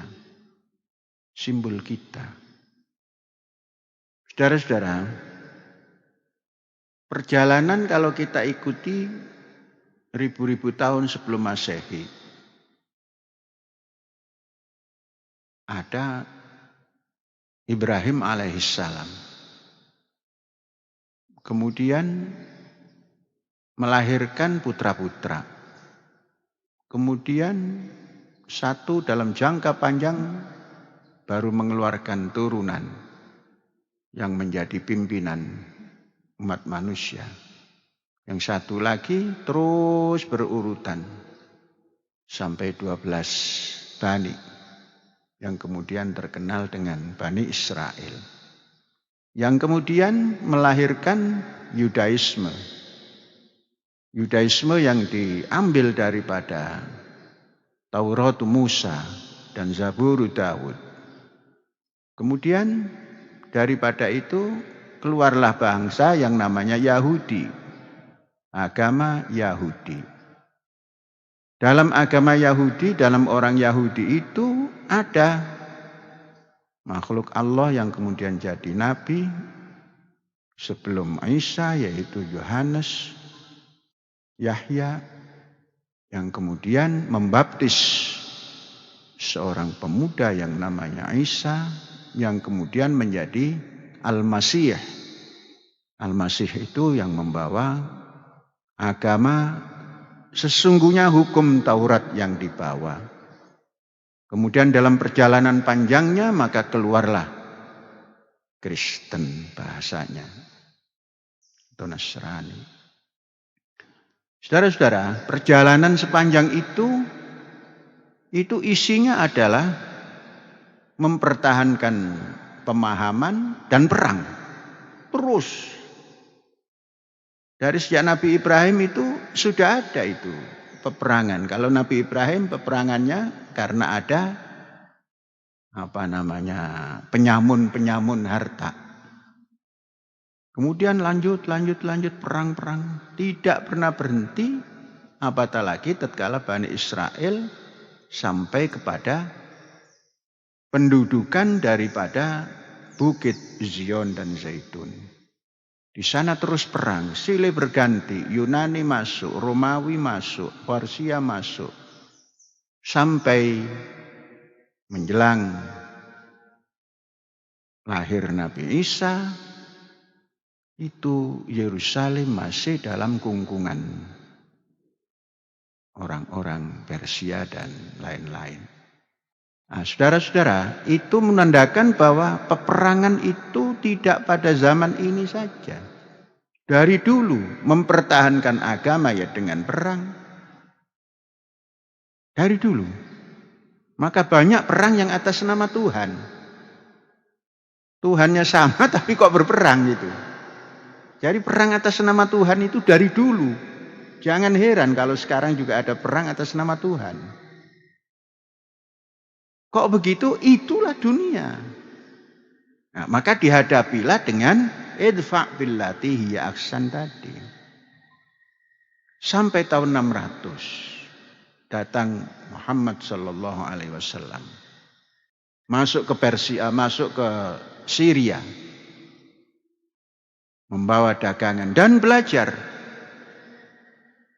Jangan pernah mengatakan Nabi Muhammad tidak pernah mempelajari kehidupan sosial masyarakat ketika itu.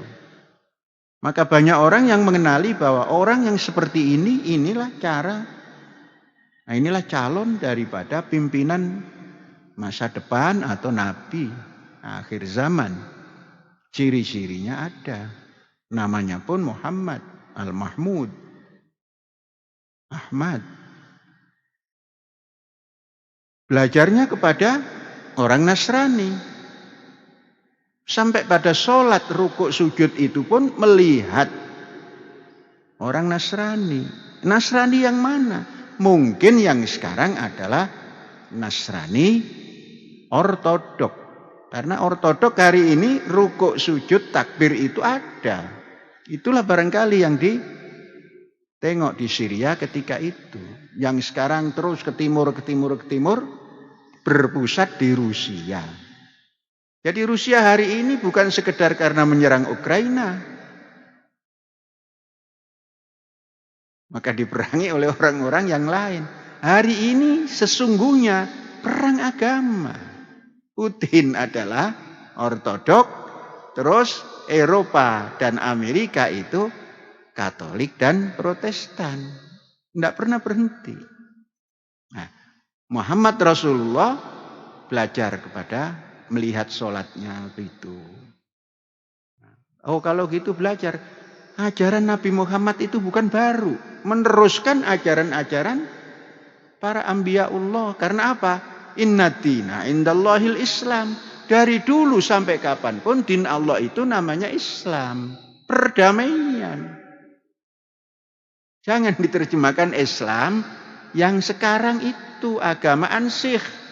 Islam makna al-Islamu yakni perdamaian.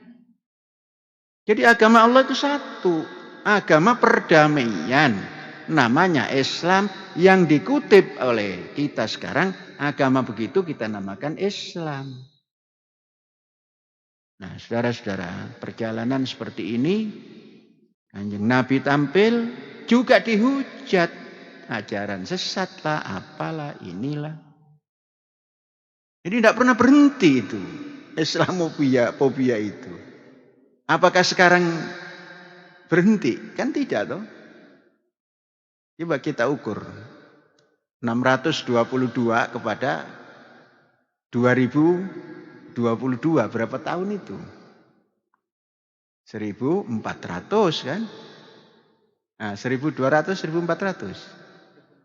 2000 ya 1400. 1400 tahun yang lalu sampai hari ini Islamofobia itu terus ada.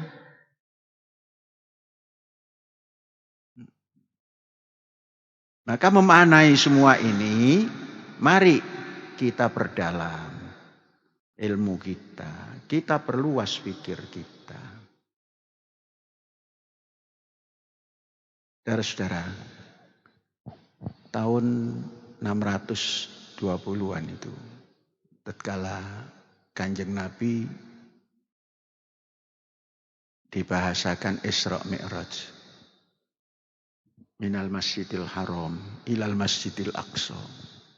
Kalau saudara-saudara terjemahkan hari ini, seakan-akan Masjidil Haram yang hari ini mentereng itu, yang punya jam tinggi menyaingi jam yang ada di Inggris sana, GMT itu. Kemudian Masjidil Aqsa yang kubahnya emas seperti kubah Masjid Rahmatan lil Alamin, bukan. Tidak ada wujudnya. Masjidil Haram tidak ada wujudnya. Masjidil Aqsa pun tidak ada wujudnya. Tapi Nabi Muhammad mengatakan masjid. Apa itu artinya? Masjidil Aqsa yang sekarang kita sebut Masjidil Aqsa, bukan itu yang dinamakan Masjidil Aqsa dalam surat Al-Isra. Bukan yang sekarang kita lihat itu. Masjidil Haram juga bukan seperti yang kita lihat hari ini. Cuma karena itu sudah menjadi definisi umum, maka Masjidil Haram yang di Mekah hari ini ada, Masjidil Aqsa yang di Yerusalem itu ada. Nah, ini saja akan menimbulkan Islamofobia. Nah, maka tatkala Kanjeng Nabi berkiblat kepada Masjidil Aqsa, itu arahnya yang dituju. Kemudian karena sudah ada bimbingan fawalli wajhaka syatral Masjidil Haram, kembali masuklah menghadap ke Ka'bah. Nah, kalau kita tidak mendalami itu, nanti kita mendengarkan sindiran orang bahwa Islam itu pelin-pelan dari Masjid Aqsa kemudian ke Masjidil Haram, jengkel. Nah, maka dalami sejarah. Dalami sejarah. Saudara-saudara sekalian, Islamofobia sekali lagi itu tidak akan berhenti. Dan bahkan Islamofobia itu tidak hanya dari orang yang tidak mengerti Islam atau orang yang memang membenci Islam. Islamofobia itu tumbuh antar Islam golongan dengan Islam golongan lain. Nah, bagaimana kalau ada orang mengatakan orang-orang Iran Syiah itu bukan Islam gitu, kan namanya Islamofobia itu.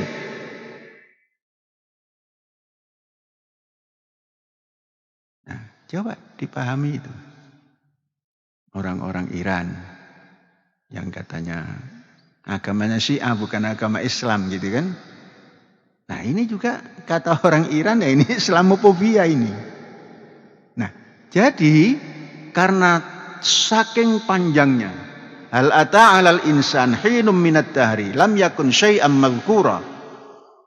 Manusia ini berjalan di atas sejarah yang berabad-abad yang manusia tidak bisa menghitungnya.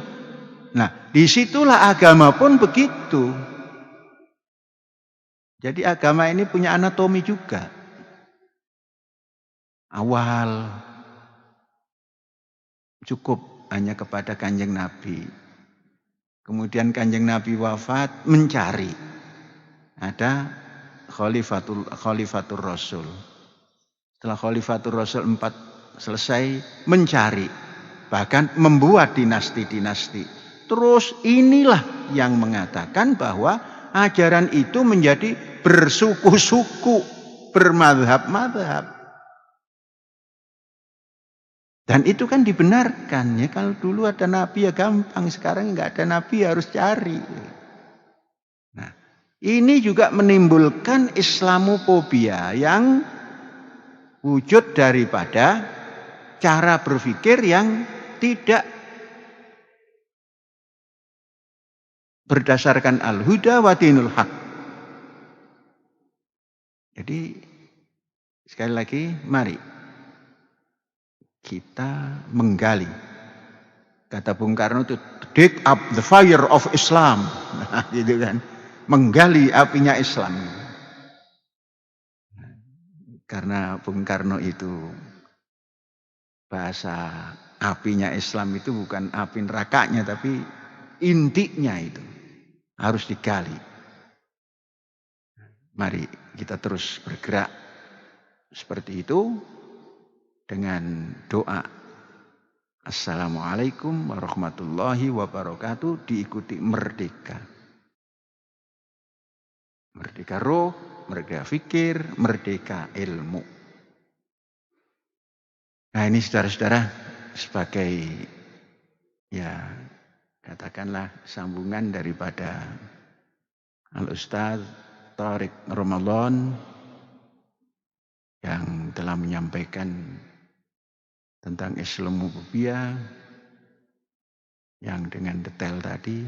Dan mudah-mudahan kita bisa mengambil saripatinya dan yakini bahwa apapun kita membendungnya tidak akan berhenti, silih berganti. Yang sekarang menjadi kawan, datang lagi Islamofobia yang baru. Dan itulah kehidupan. Nah, maka ada namanya jannatun tajri min tahtihal anhar. Artinya semua ini berjalan tidak pernah berhenti seperti air yang tidak pernah berhenti. Hadza wallahu yar'ana wa yakhfaduna walhamdulillahirabbil alamin. Merdeka.